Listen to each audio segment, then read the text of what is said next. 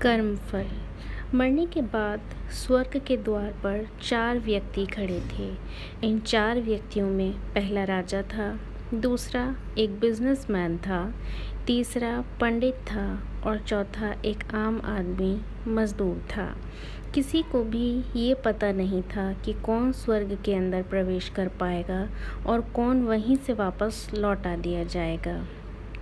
सब स्वर्ग के दरवाज़ा खुलने की राह देख रहे थे और आपस में बातें कर रहे थे। जैसा कि राजा को मरने से पहले से ही आदत थी, उसने अपनी बात सबसे पहले बताई। राजा ने कहा, मैं बहुत प्रख्यात राजा हूँ। मैंने धरती पर अपना बहुत नाम कमाया है, इसीलिए पूरी संभावना है कि मैं ही स्वर्ग में जाऊँगा। फिर व्यापारी ने अपनी बात सामने रखी। वो बोला, मैंने धरती पर खूब धन कमाया और उस धन से मैंने सैकड़ों लोगों की मदद की, इसलिए मैं ही स्वर्ग का हकदार हूँ। अब बारी थी पंडित की। तो पंडित ने मुंह खोला और सबको ये कहा, चाहे तुम जो सोच लो, लेकिन ये बात तो तय है कि स्वर्ग के दरवाजे खुलेंगे तो मेरे लिए ही। सब जानते हैं कि पंडित दिन रात भगवान को याद करते हैं, इसलिए स्वाभाविक है कि स्वर्ग में पंडित का जाना अनिवार्य है।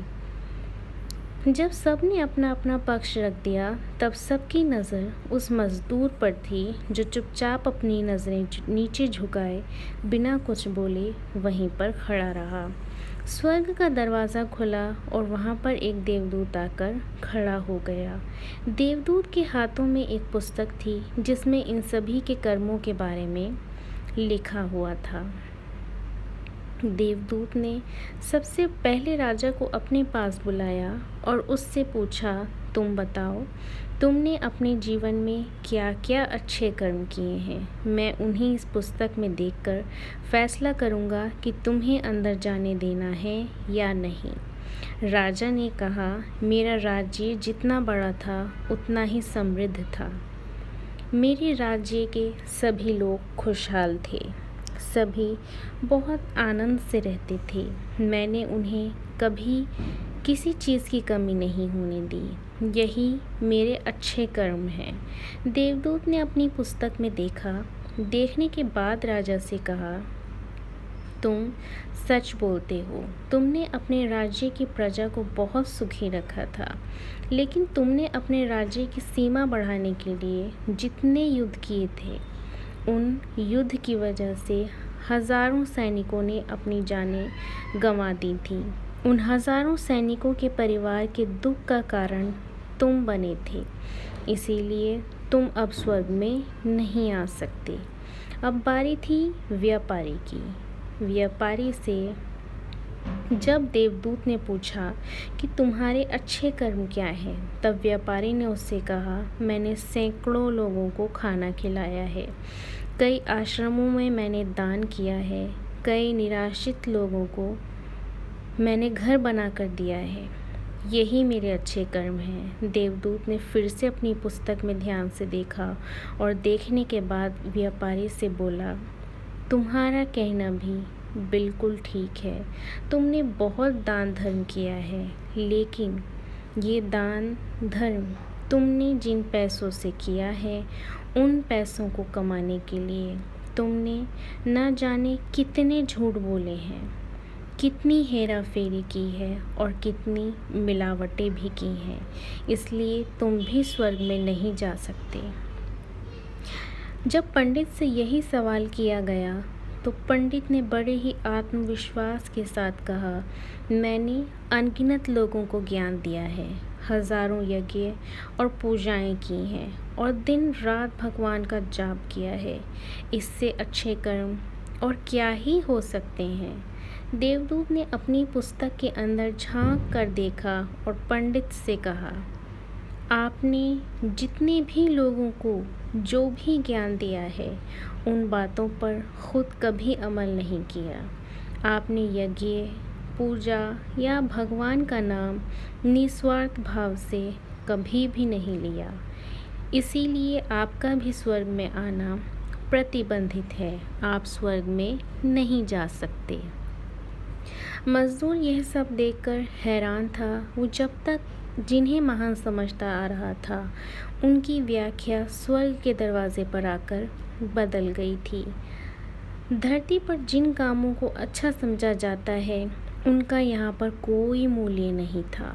यमदूत ने जब इस मज़दूर को अपने पास बुलाया और इससे पहले कि वो उससे उसके अच्छे कर्मों के बारे में पूछता, मज़दूर खुद ही बोल पड़ा, प्रभु, मैं जानता हूँ कि मैं भी स्वर्ग में जाने के लायक नहीं हूँ, लेकिन मैं फिर भी एक बार बाहर से स्वर्ग में को झांक कर देखना चाहता हूँ।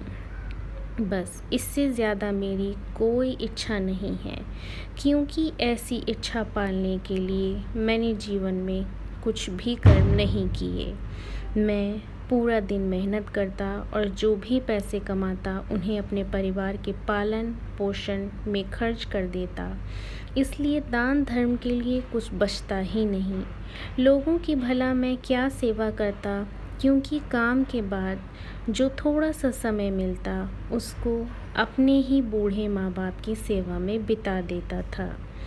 और यह सब करने के बाद मैं कभी कभी मंदिर भी चला जाता था और भगवान से जैसा भी मुझे दिया है उस जीवन के लिए धन्यवाद कहता था।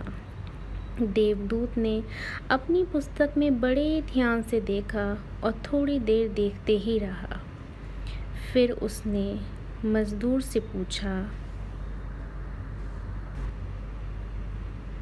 तुम याद करके बताओ, तुमने कभी तो कोई अच्छा काम किया होगा।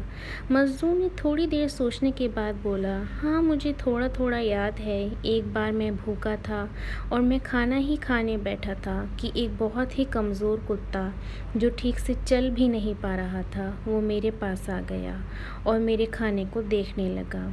तब मैंने अपनी रोटी उसे खिला दी थी और उस दिन मैं खुद भूखा सोया था। मज़दूर की बात सुनने के बाद देवदूत मुस्कुराया और मज़दूर को बड़े सम्मान से स्वर्ग के अंदर लेकर गया।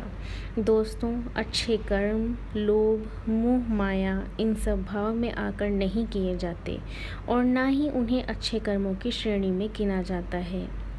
निस्वार्थ भाव से किया गया एक ही अच्छा काम भी आपके जीवन के सारे पाप धोने की शक्ति रखता है।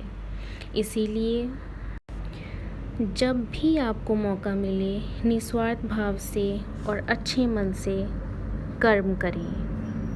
अगर आपको ये वीडियो पसंद आई हो तो चैनल को ज़रूर सब्सक्राइब करें, ताकि आगे और ऐसी वीडियो